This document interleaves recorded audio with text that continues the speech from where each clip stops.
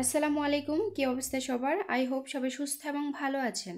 আমিও আলহামদুলিল্লাহ বেশ ভালো আছি। তবে হ্যাঁ, অনেকদিন থেকে আমি একটু অসুস্থ। আমার গলাটা খুবই বসা।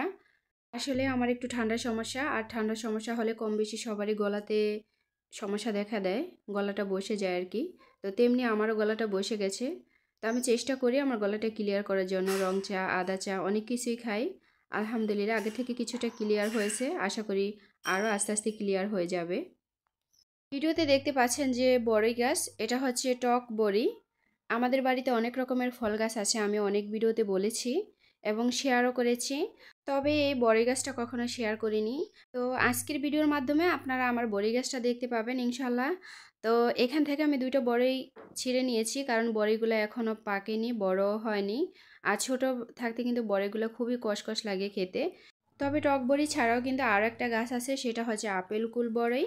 তো আমার হাতে যে বড়িগুলো দেখতে পাচ্ছেন এগুলোই হচ্ছে আপেল কুল বড়ই। তো আলহামদুলিল্লাহ আমাদের বাড়িতে দুই রকমের বড়ই গাছ আছে, একটা হচ্ছে টক বড়ি আর আরেকটা হচ্ছে আপেল কুল বড়ি। তা আমার কাছে আপেল কুলের চাইতে টক বড়িটাই খেতে বেশ ভালো লাগে। বাজারে দেখি যে অনেক আগে থেকেই বড়ি বিক্রি করা হচ্ছে, কিন্তু আমাদের গাছেরগুলো একেবারেই ছোট ছোট। তো আমার খুব আফসোস হয় বাজার যখন বিক্রি করে। তো যাই হোক, যখন আমার রিজিকে থাকবে ইনশাল্লাহ তখন আমি খেতে পারবো। তবে হ্যাঁ, অধিকাংশ ক্ষেত্রে কিন্তু পাখির রিজিকই বেশি থাকে আমার চাইতে। আমি যতটুকু খাই তার চেয়ে বেশি খায় পাখি। এবার দেখতে পাচ্ছেন যে কলা গাছ, আলহামদুলিল্লাহ অনেক কলা গাছ আছে। খাওয়ার মতো যতটুকু কলা আমাদের প্রয়োজন ততটুকু আলহামদুলিল্লাহ আমরা বাড়ি থেকেই খেতে পারি, কখনো কিনতে হয় না। বরং মাঝে মাঝে আবার বিক্রি করে দেই।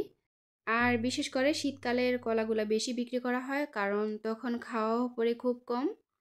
তবে হ্যাঁ, গরমকাল আসলে কলার যেরকম চাহিদা তেমনি খাওয়া পড়ে খুব বেশি। আর রমজান মাস যেহেতু সামনে আসতেছে, এখন কিন্তু কলার দামটা আরও বেড়ে যাবে। তো আলহামদুলিল্লাহ আমাদের কখনো কলা কিনে খেতে হয় না। আর এই কলার নাম হচ্ছে বাংলা কলা। এটা সচরাচর সব জায়গায় পাওয়া যায়। এটা ছাড়াও কিন্তু সপরি কলা যেটা, সেটাও আছে। আবার আরেকটা কলা আছে, সেটা হচ্ছে লাল কলা, যেটাকে অগ্নিশর্মা কলা বলে সবাই। তবে ওই কলাটা আমার কাছে সবচেয়ে বেশি ভালো লাগে। তবে লাল কলার চারাগুলা সচরাচর উঠাতে পারি না। বাংলা কলার চারা যেরকম সচরাচর হয়ে যায়, ওই কলার চারাগুলো কিন্তু খুবই যত্ন নিতে হয়, আর তেমনটা হয় না। আর কলা গাছের কিন্তু তেমন কোনো যত্ন নিতে হয় না। একবার লাগালে কিন্তু কলা গাছের ঝাড় আস্তে আস্তে হয়ে যায়। আস্তে আস্তে একটার পর একটা হতে থাকে, আর আলহামদুলিল্লাহ কলাও খাওয়া যায়। আর গ্রামে বাড়ি থাকলে কম বেশি সবার বাড়িতেই কিন্তু কলা গাছ রোপণ করে সবাই। আর বিশেষ করে বাড়ি নতুন হলে তো তুলনাই হয় না, তখন তো শুধু কলা গাছই থাকে বেশি। আমাদের বাড়িটা যখন নতুন ছিল, প্রথম বছর শুধু কলা গাছই ছিল। এত কলা ছিল, অনেক কলা আমরা বিক্রি করেছি।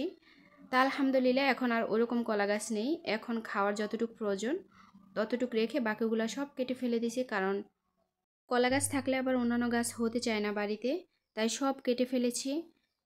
এই কলা গাছগুলো আমাদের পুকুর পাড়ে লাগানো। তো সকালে আমি কাজ করতে এসে দেখি যে পাখি ঠুকরে ঠুকরে কলা খাচ্ছে।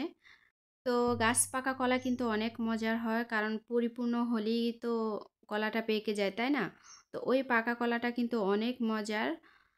বাজারে কলা চাইতে এই কলাটা সত্যিই অনেক মিষ্টি হয়, খেতেও খুবই সুস্বাদু। বিশেষ করে আমাদের এখানে কলা দিয়ে দুধ দিয়ে খাওয়া হয়। আর অধিকাংশ বাচ্চা কিন্তু কলা খুব পছন্দ করে, তেমনি আমার বাচ্চাও খুব মজা করে খায়। তবে কলা খেলে আবার ঠান্ডার সমস্যাটা একটু বেশি দেখা দেয়। কার কীরকম হয় আমি জানি না। আমার বাচ্চা যখন কলা খাবে তখন ওর ঠান্ডার সমস্যাটা বেশি দেখা দেবে। আর কলার ছড়া যখন পেকে যায় তখন উপর থেকে খেতে খেতে নিচেরগুলা কিন্তু কালো হয়ে যায়। বিশেষ করে সাইজে একটু ছড়াটা যখন বড় হয় তখনই কিন্তু এই সমস্যাটা হয়, যেহেতু আমাদের পরিবারে মানুষ কম, আমরা 3 জন সদস্য। তো আমাদের প্রায়ই এরকম হয়। তো আমি প্রায় সময় নিচের যে কলাগুলো থাকে ওগুলো যেহেতু একটু কালচে হয়ে যায়, তো আমি ওটা দিয়ে পিঠা তৈরি করে নিই। প্রায় সময় এই পিঠাটা তৈরি করি, তবে এটা খেতে ভীষণ ভালো লাগে। তো এখানে আমি কলার যে খোসা, সেই খোসাটা ফেলে দিয়েছি। এবার কলাটাকে ভালোভাবে মথে নিব। সেই সাথে আমি চালের গুঁড়ি দিয়ে দিব। আটা দিলেও কিন্তু ভালো হয়। তো আটা চাইতে আমি মনে করি চালের গুঁড়িটাই দিলে বেশি ভালো হয়, কারণ চালের গুঁড়িটা দিলে একটু মসমসে হয় বেশি, আর আটাটা দিলে খুবই সফট থাকে, খুবই নরম হয়। তো আমার কাছে মসমসাটাই বেশি ভালো লাগে। তো আমি সবসময় চালের গুঁড়ি দিয়ে কিন্তু এই পাকোড়াটা তৈরি করে নিই। অনেকে এটাকে পাকোড়া বলে, অনেকে পিঠা বলে। তা আমাদের এখানে দুটোটাই বলে। এবার আমি তেলের ভিতরে দিয়ে আস্তে আস্তে ভেজে নিতেছি, আর এটা ভাজলে কিন্তু একটু কালচে কালার হয়ে যায়, কারণ এটা কলার পিঠা। কলার পিঠা অনেকে অনেকভাবে তৈরি করে, তবে আমার কাছে এটাই বেশি ভালো লাগে, আর এটা আমার কাছে খুব সহজও মনে হয়। তা আমি প্রায় সময় এটাই তৈরি করে নেই। আর যেহেতু কলাটা একটু আঠালো টাইপের, তো উল্টাতে গেলে না লেগে পড়ে। তো একটু সতর্কভাবে কিন্তু উল্টালে ভালো হয়, কারণ তেল ছিটে গায়ে আসলে কিন্তু আর ভালো লাগে না, কারণ এটা আমার কাছে খুবই অস্বস্তি মনে হয়। আর ভাজা পোড়া কাজ কিন্তু সব সময় একটু সতর্কভাবে করলেই ভালো হয়। তো আমার মতো যারা কখনো খান নাই তারা একবার ট্রাই করে দেখতে পারেন। ভীষণ ভালো লাগে খেতে এবং খুবই মজাদার হয়। এবার দেখতে পাচ্ছেন যে অনেকগুলা শাক, এই শাকগুলা ক্ষেত থেকে তুলে নিয়েছিলাম। এখানে বতুয়া শাকটাই সবচাইতে বেশি। আমাদের এখানে এই শাকগুলা সোয়াবিন খেতে গেলেই পাওয়া যায়। ওখান থেকে এই শাকগুলা তুলে এনেছি, আর একটা একটা করে ছিঁড়তে গেলে অনেক সময় লাগতো। তো উঠে এনেছি, যেহেতু বাড়িতে বসে বসে এখন সময় নিয়ে আস্তে আস্তে করে ছিঁড়ে নিব। আর এই শাকটা এখন খেতেই খুব ভালো লাগে, কারণ কিছুদিন পরে খেলে এই শাকটাতে ফুল ছেড়ে দিবে, তখন রমজান মাস থাকবে, তখন আর খাওয়া হবে না। তো অনেকগুলা তুলে এনেছি, কিছু ফ্রিজে রেখে দিব, আর কিছু আজকে ভাজি করব আলু দিয়ে। এই শাক দিয়ে আলু দিয়ে ভাজি করলে আমার কাছে অনেক ভালো লাগে। অনেকে অনেকভাবে খায়, কিন্তু আমার কাছে ভাজি করলেই বেশ ভালো লাগে। আমার বাড়ি গ্রামে থাকাতে আমি অনেক সুবিধাই উপভোগ করি। আমার গ্রামীণ ভিডিও যদি কারো ভালো লেগে থাকে, তাহলে অবশ্যই সাবস্ক্রাইব করে আমার পাশে থাকতে পারেন। আর ভিডিও দেখার আগে ভিডিওতে একটা লাইক দিয়ে ভিডিওটা দেখা শুরু করবেন। তো সব কিছু গুছগাছ করে চলে এসেছি রান্নায়।